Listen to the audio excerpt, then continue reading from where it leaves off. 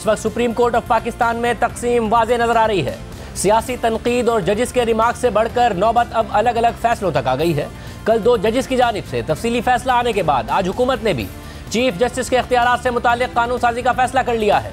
इस हवाले से आज वज़ीर आज़म शहबाज शरीफ ने कौमी असम्बली में अहम खिताब किया और इसके बाद वफाकी काबीना का अहम इजलास भी हुआ और वफाकी काबीना ने अदालती इस्लाहात तरमीमी बिल का मुसविदा मंजूर कर लिया, जिसे अब से थोड़ी देर पहले कौमी असम्बली में पेश भी कर दिया गया है और स्पीकर ने तरमीमी bill law and justice committee को भेजने का फैसला किया है और कहा है कि कमेटी जल्द रिपोर्ट ऐवान में पेश करे। इसके अलावा हुकूमत ने अदलिया के हवाले से करारदाद पेश कर दी है, जिसके मुताबिक कि ऐवान तवक्को करता है कि आला अदलिया सियासी और इंतजामी मामलात में मुदाखलत से गुरेज करेगी। ऐवान तमाम असम्बलियों के इंतखाबात एक वक्त में कराने का मुतालबा करता है और इंतखाबात से मुताल्लिक केस में 4-3 के तनासुब से फैसले की तायीद करता है। ऐवान मुतालबा करता है कि इलेक्शन कमीशन के आईनी इख्तियारात में मुदाखलत न की जाए, आईनी मामलात की समाअत फुल कोर्ट करे। कौमी असम्बली ने मुत्तफिका तौर पर यह करारदाद मंजूर कर ली है, जबकि अदालती इस्लाह से मुताल्लिक जो बिल आज कौमी असम्बली में पेश किया गया है उसके मुताबिक अज खुद नोटिस लेने और बेंचेस की तश्कील का इख्तियार चीफ जस्टिस से लेकर जजिस की 3 रुकनी कमेटी को दे दिया गया है।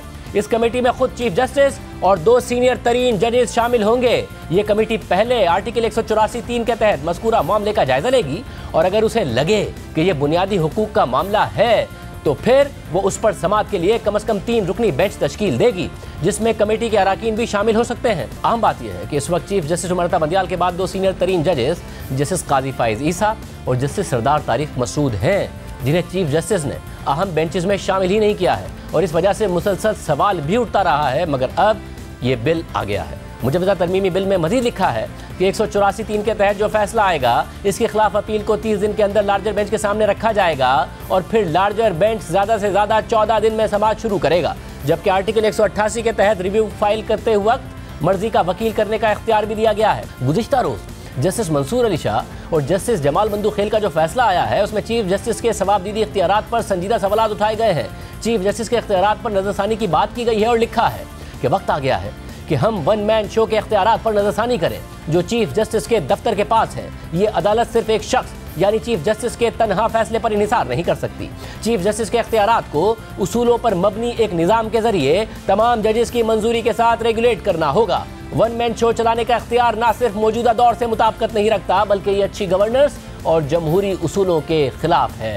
1 मैन शो इख्तियारात को सिर्फ एक हाथ में महदूद कर देता है और निज़ाम में ताकत के गलत इस्तेमाल से मुताल्लिक खला पैदा कर देता है। जबकि एक शख्स के पास बहुत ज़्यादा इख्तियारात हो तो इस बात का शुबा होता है कि इदारा आमराना बन जाए, जिसका नतीजा ये निकलता है कि सिर्फ एक शख्स की पॉलिसीज़ की पैरवी होती है, जिसमें यह इम्कान और रुझान हो सकता है कि वो लोगों के हुकूक और उनके मफादात के खिलाफ जाए। हमें यह बात नहीं भूलनी चाहिए कि हमारा इदारा लोगों के तासुर से अपनी ताकत हासिल करता है। इस अदालत की पूरी इमारत अवामी एतमाद पर खड़ी है, इसलिए 1 मैन शो को नजरसानी की ज़रूरत है, क्योंकि यह मुख्तलिफ नुक्ता नज़र को रोकता है, ताकत को एक जगह मरकूज करता है और आमराना निज़ाम के खतरे में इजाफा करता है। ये सितम ज़रीफ़ी है कि अदालत दीगर अवामी ओहदेदारों को तो ये बताती रही है कि उन्हें अपने सवाबदीदी इख्तियारात को कैसे स्ट्रक्चर करना चाहिए, मगर इसी मयार के तहत खुद को पाबंद करने में बुरी तरह नाकाम हुई है, जिसके नतीजे में चीफ जस्टिस के पास आर्टिकल 184(3) के तहत सूमोटो लेने, बेंच बनाने और केसेस लगाने के लामहदूद इख्तियारात आ गए हैं। और यही वो इख्तियारात हैं कि जिसके तहत चीफ जस्टिस ने सूमोटो लेने और फिर केसेस शुरू करके उन्हें मखसूस बेंचेस में लगाने से सुप्रीम कोर्ट के इदारे को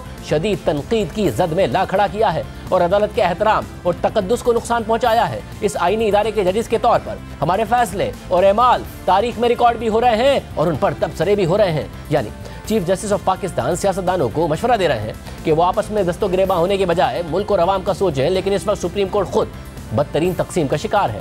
पहले ना सिर्फ सियासतदान सुप्रीम कोर्ट के तर्ज अमल पर सवाल उठा रहे थे, बल्कि जजेस के रिमार्क्स भी बता रहे थे कि अदालत के अंदर सब अच्छा नहीं है। और फिर कल 2 जजेस का तफसीली फैसला सामने आ गया है, जिसमें अदालत के कंडक्ट और खुद चीफ जस्टिस के इख्तियारात के गलत इस्तेमाल पर खुलकर तनकीद हुई है। आज की समाअत में सुप्रीम कोर्ट के जजेस की जानिब से इंतखाबात आगे बढ़ाए जाने से मुतालिक अहम नकात उठाए गए हैं। खासतौर पर फंड्स की दस्तियाबी और सिक्योरिटी की फराहमी से मुतालिक जजेस ने अटॉर्नी जनरल से अहम सवाल पूछे हैं और अहम रिमार्क्स भी दिए हैं। जजेस ने यह नुकता भी उठाया है कि अगर लैपटॉप स्कीम के लिए 10 अरब रुपए निकाले जा सकते हैं तो इंतखाबात के लिए 20 अरब रुपए क्यों नहीं निकाले जा सकते।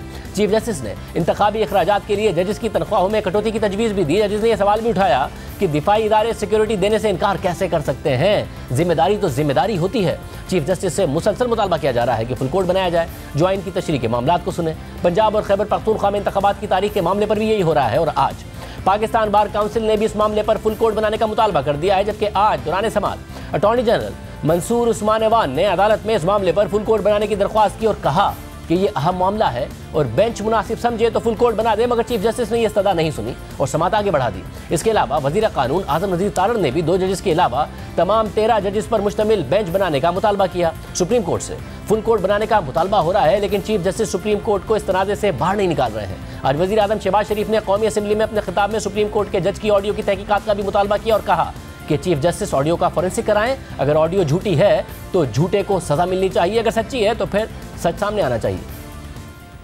अभी एक ऑडियो आई और उस ऑडियो में एक सुप्रीम कोर्ट के जज के बारे में बाज़ इंकशाफात किए गए। मैं सुप्रीम कोर्ट की चीफ जस्टिस से गुजारिश करूंगा कि वो उस ऑडियो का फोरेंसिक ऑडिट करवाएं। अगर ये झूठी है तो पूरी कौम को पता चलना चाहिए कि झूठी है और झूठों को करार वाकई सजा मिलनी चाहिए, मगर अगर ये सच्ची है तो सच सामने आना चाहिए। अगर इन जज साहब के खिलाफ सबूत अगर है तो उसमें हाथ कंगन को आरसी क्या, सियासतदान तो 1 मिनट में जेलों में जाते हैं। कितने आला अदालतों के जज करप्शन पर निकाले गए, मैं जानना चाहता हूँ। और सियासतदानों के खिलाफ आंखें बंद कर एसेट बियॉन्ड मीन्स के केसेस बन जाते हैं।